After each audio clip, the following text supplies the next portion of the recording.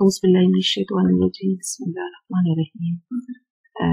अजीज तलबा, आज हम मस्त तवक्कुली एक अजीम सूफी शायर गुजरे हैं बलूचिस्तान के, इनकी काम पर बात करेंगे। सबसे पहले हम उनके हालात ज़िंदगी और उनके कारनामों पर बातचीत कर लेते हैं। इसके अलावा उनकी एक नज़्म है जो तर्जुमा शुदा हमारे सामने, हम उसके ऊपर भी फिर इनसे गुफ्तगू करेंगे। मस्त तवक्कुली 1831 को जिला कोहलू में पैदा हुए। उनका ताल्लुक मरी कबीले की लोहारानी शाख से था। नाम सोहराब खान रखा गया। उस जमाने में सरदारों की बड़ी इज्जत और ताज़ीम की जाती थी। इत्तेफाक से सरदार खानदान में सोहराब नाम के एक सरदार गुजरे थे। इस ख्याल से कि काम आदमी के बेटे पर सरदार के नाम की वजह से अदब का मसला पैदा ना हो, लिहाजा नाम बदलकर तवक्कुली रख दिया गया। उनके आबाई गांव माणक जिला कोहलू में काहान शहर से शुमाल की जानिब वाक़या है। उस जमाने में मकतब मदरसा न था। आम बलोच लड़कों की तरह रेवड़ चराने लगे, मगर उनका दिल इस काम में न लगा। अक्सर गुमसुम ख्यालों में गर्क और गहरी सोचों में डूबे रहते थे। दीगर 7 भाई थे, बाकी तमाम भाई वफात पा गए।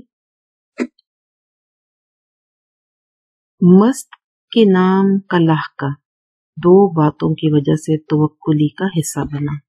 अजीज तलबा, लाहका आपको पता है कि नाम से पहले या किसी भी लफ्ज से पहले एक और लफ्ज लगा दिया जाता है। अमूमन साबका और लाहका बाकायदा एक मायनी रख रहे होते हैं या किसी भी लफ्ज के साथ मिलकर उसका मतलब और मायनी तब्दील कर रहे होते हैं। तो यहाँ पर क्योंकि तवक्कुली है उसके साथ मस्त लगा हुआ है, इसलिए यहाँ पर हम पढ़ रहे हैं कि मस्त के नाम का लाहका। ठीक है, तो ये अभी हम इसको पढ़ रहे हैं। पहली ये कि वो मजजूब और सूफी मंश इंसान थे। मजजूब बच्चों उनको कहते हैं, एक ऐसा फकीर होता है जो अपनी ही जात में गुम हो जाता है और उसका मकसद अपनी जात में गुम होने का ये होता है कि दुनिया से कट कर अपने दिल के अंदर वो अल्लाह ताला को ढूंढ रहा होता है। और ऐसे लोग जो होते हैं अक्सर फकीर कहलाते हैं। फकीर और बेकारी में भी आपको फर्क मालूम होना चाहिए। बेकारी वो होता है जो रोजमर्रा हमारी जिंदगी में हमें नजर आते हैं दूसरों के आगे हाथ फैलाते हुए, मगर फकीर वो होता है जो सिर्फ और सिर्फ अपने अल्लाह से ताल्लुक वाबस्ता रखता है और उसी से मांगता है।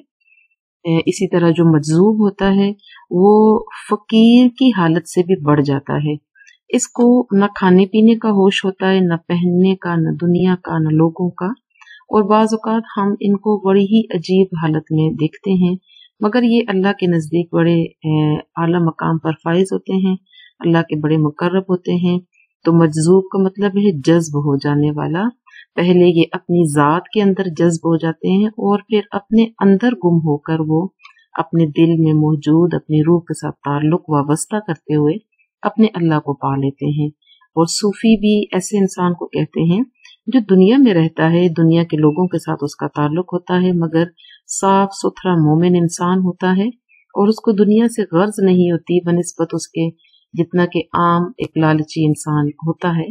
तो सूफी अल्लाह का दोस्त होता है और वो वली से कम दर्जे का होता है। तो सूफी मंश का मतलब है यानी उनकी तबीयत में सूफियों जैसी खसूसियात थी। दूसरी बात यह कि तवक्कुली एक गजल गो शायर थे। उन्होंने अपनी शायराना जरूरत के लिए मस्त का लफ्ज बतौर तखल्लुस इस्तेमाल किया। तवक्कुली एक बुजुर्ग और पहुंचे हुए इंसान थे, इसीलिए कोहलू में उनके मज़ार पर हर वक्त लोगों का रश बंधा रहता था। लोग मुरादें लेकर उनके मज़ार पर हाजिरी देते हैं और अल्लाह ताला उनकी मुरादें पूरी कर देते हैं। मस्त तवक्कुली का तहरीरी तज़किरा सबसे पहले डेम्स ने अपनी किताब पॉपुलर पोइट्री ऑफ बलोचीज में किया था।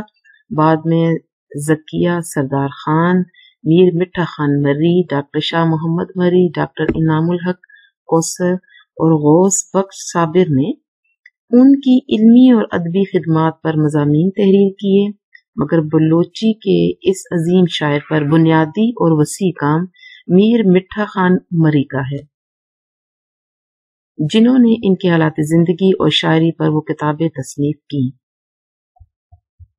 1896 میں انتقال کوہلو میں ہوا۔ یہ بچوں آپ کو بتا دیں کہ بلوچستان کے یہ موسیٰ خیل اور بارخان وغیرہ علاقے جو ہیں یہ 1903 میں انگریزوں کے دور میں آزاد علاقے اور ضلعوں کے طور پر ان کی شناخت ہوئی، اور اس سے پہلے یہاں پر ہمایوں بادشاہ، اکبر بادشاہ، اس کے بعد انگریزوں کا دور اور بہت سے سرداروں کا دور، اور بیچ میں یہ ایران کے قبضے میں بھی یہ علاقہ چلا گیا تھا۔ تو یہاں کے لوگ جو ہیں وہ خود بھی آزاد طبیعت کے خوددار انسان ہیں۔ یہ جو علاقہ ہے ہمارا، اس میں سنگ مرمر بہت اچھا ملتا ہے، اس کے علاوہ سیب اور دوسرے بادام وغیرہ کے باغات ہیں یہاں پر، تو بہت ہی خوبصورت علاقہ، اور اسی لیے مست توکلی جیسے شعراء کی خوبصورت شاعری جس میں آزادی ہے ہمیں پڑھنے کو ملتی ہے۔ تو آئیے اب ہم نظم پڑھ لیتے ہیں۔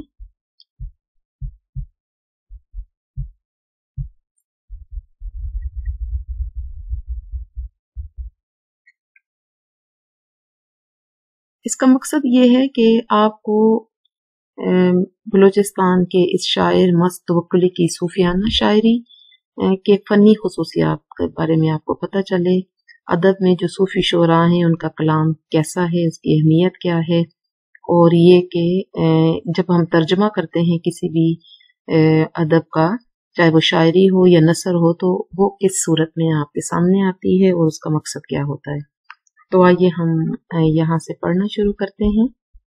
ایک مختصر ساتھ کے لیے لورالائی کی پشت پر ٹھہرتے ہیں، شمس کے روزے پر اور فقیر دبا پر جنکار کرتے ہیں، شبینہ بجلیاں سلگتی ہیں، رخ کرتی ہیں کم آب علاقوں کی طرف، آدھی رات کو اپنی آمد کی خوشخبری والی مشعلیں جلاتی ہیں، ترخان پر برستے ہیں پیاسے پہاڑی تنبوں کو پانی پلاتے ہیں، مانڑ کی شاخ پر بارش کے ریلے اونٹ جیسی قطاریں بناتے ہیں، سالوں پر برستے ہیں بارش کے ریلے کونج کی ڈاریں بنا کر گھیرے میں لیتے ہیں، دکی کو تگڑی کے گڑھوں کو بھر دیتے ہیں، کوہے اپڑی پر بادل چھتری بن جاتے ہیں، اڑتے پرندوں کی طرح ایک پر جھکا دیتے ہیں اور ڈنٹی دریا پر جا اترتے ہیں، طویل بیجی دریا نیم شب دھماکہ خیز ہو، طغیانی میں آئے، دھند اور غبار میں گھنے بادلوں میں گن گرج تھی، بادل باہم مجتمع ہو کر پہاڑوں پر چڑھتے جاتے ہیں، چٹیال کے بڑے سینگوں والے پہاڑی بکروں کی پیاس بجھاتے ہیں، سیمر کے خمدار سینگوں والے دمبے پیاسے ہو چکے ہیں اور منتظر ہیں بادلوں بارشوں کے مناظر کے، بادل ساون میں شام کے وقت تشکیل پاتے ہیں، علاقوں کے علاقے چکر دار جھٹکے کھاتے ہوئے سرسبز وادیوں پر قبضہ کر لیتے ہیں، برستے ہوئے آؤ تمہارے حتمی برسنے کی جگہ کا مجھے پتا ہے، ہاں آؤ تمہیں ماروخ کا مضبوط خیمہ دکھاؤں، گربن پہ برستے ہیں اور سنٹری کے اس جانب برستے ہوئے، سموکے پتھر سے بنے نقل مکانی کرنے سے پہلے کے گھروں پر بار بار حملہ آور ہوں، برہنہ میدانوں کو شبینہ حملوں سے سیراب کر دیں، میں ان سفید بادلوں سے تب خوش ہوں گا جب وہ گرجتے ہوئے ڈائنٹر کے پہاڑ کا محاصرہ کر لیں، رسترانی پہاڑ کے دامن اور زرعی زمینیں سیراب کر دیں،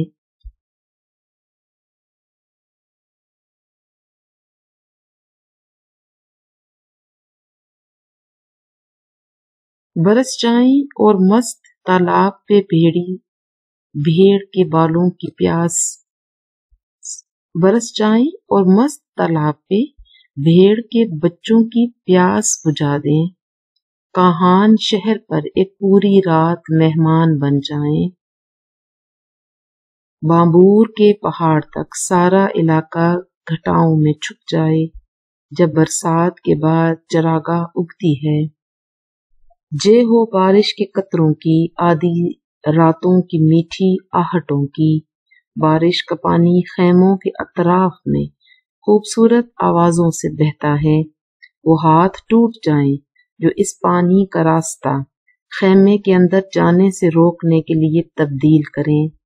बारिशें जरूर बरसेंगी और इस मजनू मस्त को खुश कर देंगी और इस पालतू घरेलू लीमू जैसे जामर की टहनी को सैराब कर देंगे। ये डॉक्टर शाह मोहम्मद मरी ने तर्जुमा किया है मस्त तवक्कुली की इस नज्म का।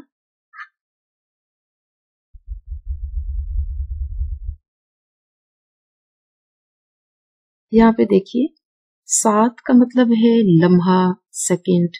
लोरालाई जो है वो आपको मैं पहले बता चुकी हूँ कि ये 1903 में आजाद इलाका हुआ बलूचिस्तान का।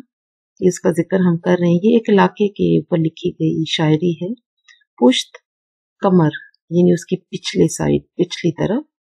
शम्स सूरज, मगर इसका मतलब रोजा है बुजुर्ग का। और फकीर दुब्बा, ये भी इलाकों के नाम हैं जहां पर इन सूफिया के मज़ारात हैं। शबीना, बिजलियां सुलगती हैं। शबीना का मतलब है रात को जो बारिशें और बिजलियां चमक रही होती हैं। कम आब, कम पानी वाले इलाके। मशल, हाथ में पकड़ने वाला, आग रोशन करने वाला एक आला होता है। आपने ओलंपिक्स गेम्स में देखा होगा कि अभी तक रिवाज है कि जब उसका आगाज होता है तो खिलाड़ी अपने हाथ में एक आला पकड़ते हैं और उसके अंदर आग लगी होती है और वो लेकर वो मैदान में भाग रहे होते हैं। तरखान भी एक इलाका है। दुम्बे जानवरों को कहते हैं। मानर भी एक इलाका है और यहाँ पर भी बता रहे हैं कि बारिश की रीले यानी कि बारिश की रेले आती हैं, बारिश मुसलसल जो बरसती है यहाँ पर है, इलाका है। यहाँ भी कूंज भी एक परिंदे का नाम है। डार का मतलब है एक लंबी कतारें उनकी। यहाँ भी इलाकों के नाम हैं, ये भी इलाके का नाम है। यहाँ पर हम ये देखते हैं, यहाँ भी इलाके और दरियाओं के नाम हैं यहाँ पर।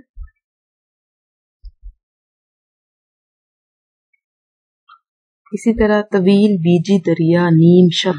तवील का मतलब है लंबा और एक दरिया, और यहाँ पर है नीम शब यानी रात को जो दरिया होता है उसका नीम शब का मतलब है आधी रात के वक्त।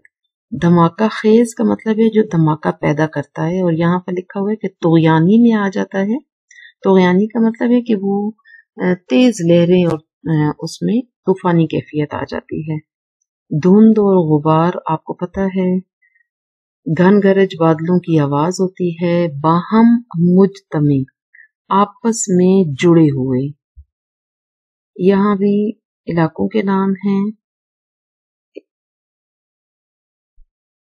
इसी तरह इलाके के खमदार सींगों वाले। खमदार का मतलब है जमीन की तरफ झुके हुए, सींग जो होते हैं खम होए हुए, मुड़े हुए।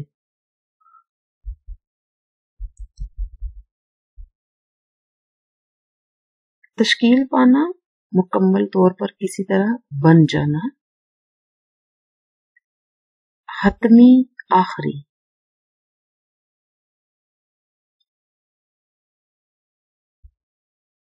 इसके बाद देखिए यहाँ पर भी नकल मकानी करना,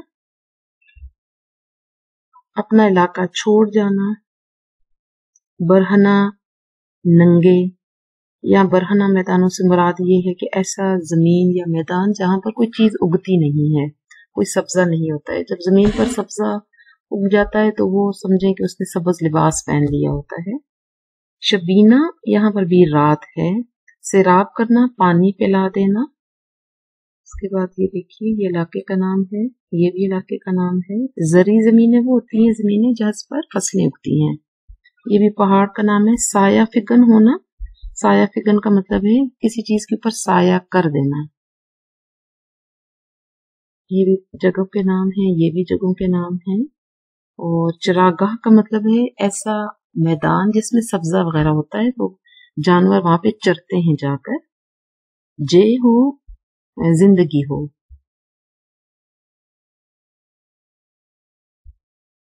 ये भी इलाके का नाम है।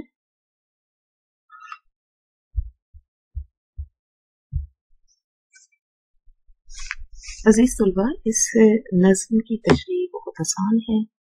बहुत सादा से अल्फाज हैं, कुछ जगहों के और पहाड़ों के नाम हैं।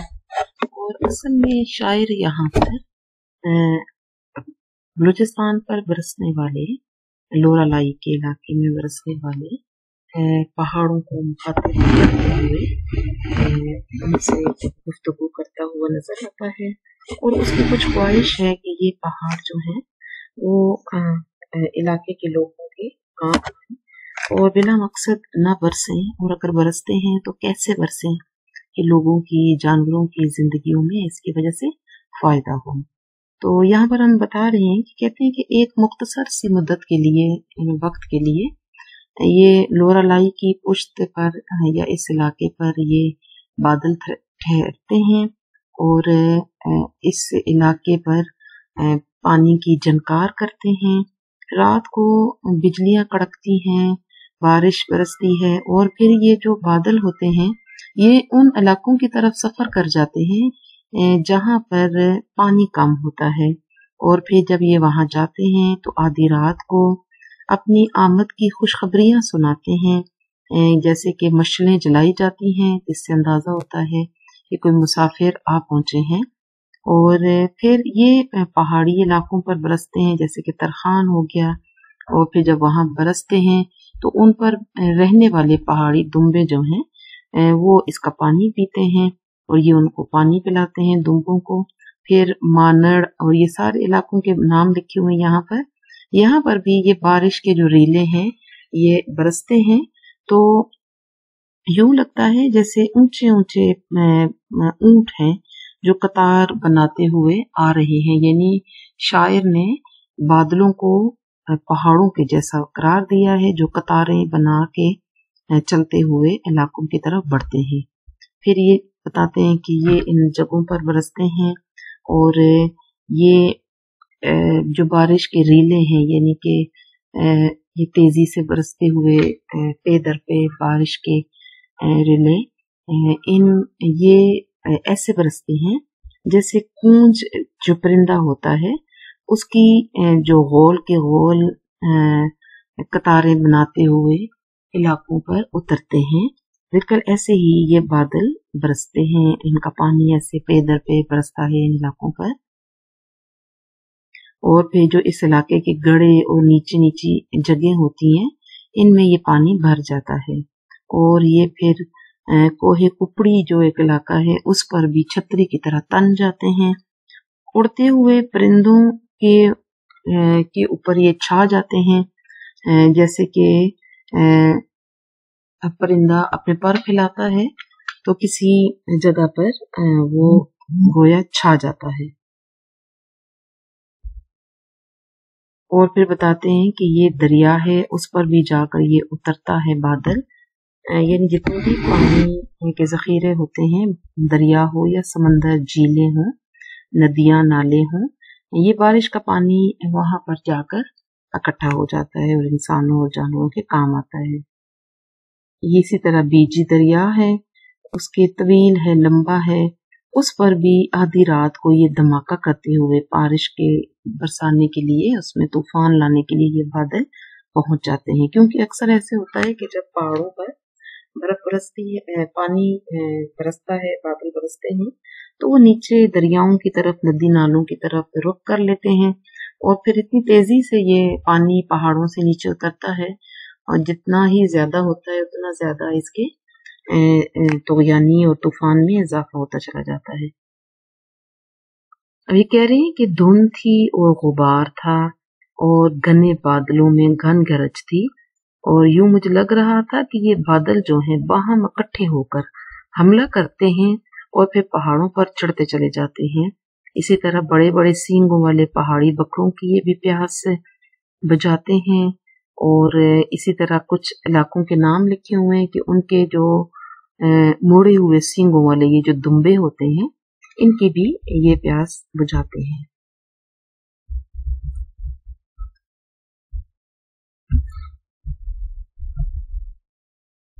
फिर ये देखिए,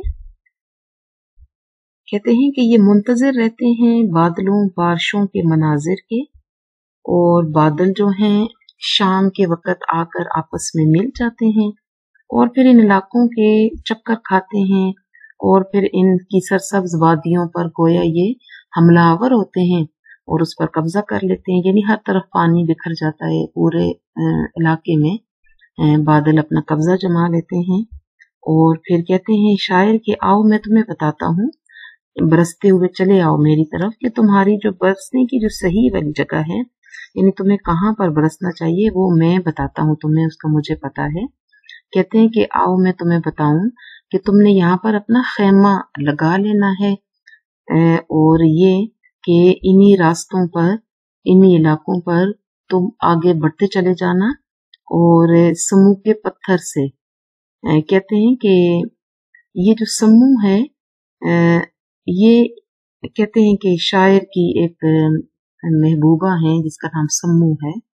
तो कहते हैं कि समूह जो है वो पत्थर के बना हुआ जो उसका घर था वहां से वो नकल मकानी कर रही है, तो तुम बार बार जाकर उसके घर पर बरसना जैसे हमलावर हो जाता है इंसान, और तुम ऐसे मैदानों में जो नंगे हैं बहना है उसके ऊपर रात को हमले करना और उसको सैराब कर देना ताकि वहां पर भी सब्जा उगाए। फिर कहते हैं कि तुम इन पहाड़ों पर जरी जमीनों पर इनके दामनों पर कब्जा कर लेना, उनका मुहासरा कर लेना और वहां पर अपना पड़ाव डाल देना। यानी इसका मतलब ये है कि बादलों को कह रहे हैं कि तुम इन्हीं जगहों पर आकर बरसना और वहीं पर अपना पानी बरसाना ताकि उन लोगों को फायदा हो जाए। कहते हैं कि पहाड़ पर तुम बादल साया फिगन हो जाना, यानी उसके ऊपर अपना साया कर देना, वहां पर बरसना और पहाड़ और तालाबों पर भेड़ के बच्चे जो हैं उनकी प्यास बुझाना और काहान शहर पर पूरी रात मेहमान बन के ठहर जाना और उस पर बरसते रहना। इसी तरह पहाड़ी इलाके जो हैं उनमें तुम छुप जाना और जब बरसात के बाद जानवरों के लिए सरसब्जा और चरागाह उगती है तो फिर तुम्हारे लिए हम दुआ करेंगे कि तुम्हारी जय हो और तुम यहाँ हमेशा बरसते रहो। आधी रात को मीठी नींद में मशगूल लोगों के पास ऐसे जाना जैसे धीरे धीरे आहटें करता हुआ कोई चला आ रहा हो, और जब तुम ऐसे करोगे तो बारिश का पानी जो है वो हमारे खेमों के इर्द गिर्द खूबसूरत आवाजों से बहेगा। तो आवाजें जो पानी की होती हैं उनके भी बहुत खूबसूरत तरन्नुम होता है, एक मौसीकी की कैफियत उनसे सुनाई देती है। कहते हैं वो हाथ टूट जाएं जो इस पानी का रास्ता तब्दील करें। यानी वो कहते हैं कि जो खेमे लगे हुए हैं उनके अंदर बारिश बादल तुम्हारा पानी चला जाए, और वो एक तरह से बद्दुआ करते हैं कि उनके हाथ टूट जाएं जो इस पानी का रास्ता रोके। वो दुआ करते हैं कि बारिशें जो हैं वो जरूर बरसेंगी और इस मजनू यानी मस्त तवक्कुली को खुश कर देंगी और इस पालतू घरेलू लीमू जैसे जामर की टहनी को सैराब करेंगे। और वो बताते हैं कि जो हमारे दरख्त लगे हुए हैं, फलदार दरख्त लगे हुए हैं, इनको भी ये बारिशें जो है वो सैराब करेंगी और उन पर भी घनी बारिशें जब बरसेंगी तो उनकी पैदावार में इजाफा होगा। जैसे कि मैं पहले आपको बता चुकी हूँ कि बलूचिस्तान में फल कसरत से पैदा होते हैं, और ये जो लोरालाई का इलाका है यहाँ पर बादाम और इसी तरह संगमरमर पहाड़ों से निकलता है। सेब की फसल यहाँ पर होती है, फूल खिलते हैं। चुनाचा ये जो इलाका है यहाँ पर पैदावार कम होती है, क्योंकि मैदानी ऐसा पहाड़ी और मैदानी इलाकों का मजमुआ है ये इलाका कि यहाँ पर फसलें वगैरह कम होती है, और इन इलाकों में आबादी की भी कमी है।